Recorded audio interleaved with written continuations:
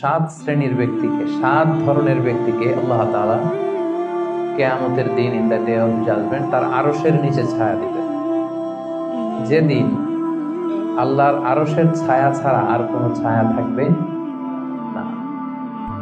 এর মধ্যে প্রথম শ্রেণী হচ্ছে ইমামুন আদিল, মানে the just ruler, the just king, ন্যায়পরায়ণ শাসক।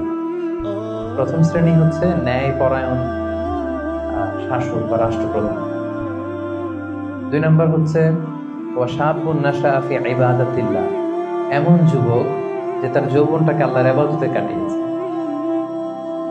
তিন নম্বর হচ্ছে ওয়ারাজুলুন কলবুহু মুআল্লাকুন বিল মাসাজিদ, এমন ব্যক্তি যার হৃদয়টা সবসময় মসজিদের সাথে লেগে থাকে, মসজিদের সাথে ঝুলে থাকে।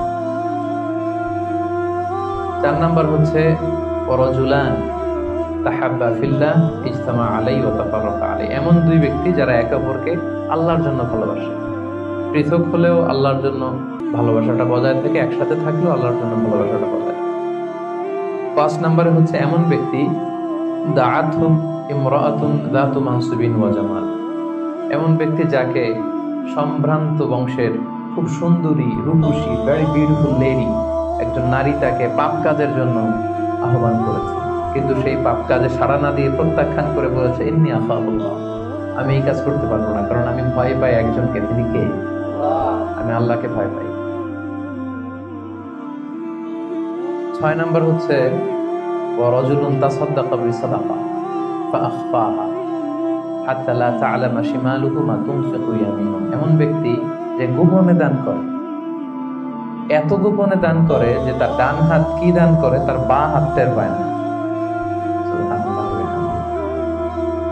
সাত নম্বরে হচ্ছে ওয়ারাজুলুন যাকারাল্লাহা খালিয়ান ফাফাদাত আইনা, সাত নম্বর ব্যক্তি হচ্ছে এমন ব্যক্তি যে একা একা আল্লাহকে স্মরণ করে চোখের পানি ছাড়ে, আল্লাহকে স্মরণ করে, আল্লাহর জিকির করে, আল্লাহর ভয়ে তার অশ্রুসিক্ত হয়, তার চোখ বেদার করে পানি না। এই সাত শ্রেণীর ব্যক্তিকে আল্লাহ তাআলা আরশের নিচে ছায়া দিবেন, যেদিন কোনো ছায়া থাকবে না। এই হচ্ছে হাদিসের সরল বঙ্গানুবাদ। হাদিসটি সহিহ বুখারীতে এসেছে। হাদিসের টেক্সট থেকে পরে যে সহজ সরল বঙ্গানুবাদ করলাম, এটা আপনাদের মোটামুটি বুঝে আসছে না? বুঝে এসেছে। এরপরে ব্যাখ্যা করলে আরো ভালো বুঝতে পারবে। এই হাদিসটির বর্ণনাকারী হচ্ছে আবু হুরায়রা রাদিয়াল্লাহু তাআলা। আবু হুরায়রা রাদিয়াল্লাহু তাআলা নাম শুনেছেন আপনারা? আল্লাহ রাসূল সাল্লাল্লাহু আলাইহি ওয়াসাল্লাম একজন বিখ্যাত সাহাবী। ওনার নাম কিন্তু আবু হুরায়রা, ওনার নাম হচ্ছে আব্দুর রহমান। আবু হুরায়রা রাদিয়াল্লাহু তাআলা আনহুর আসল নাম কি? সবাই বলতে হবে, আব্দুর রহমান।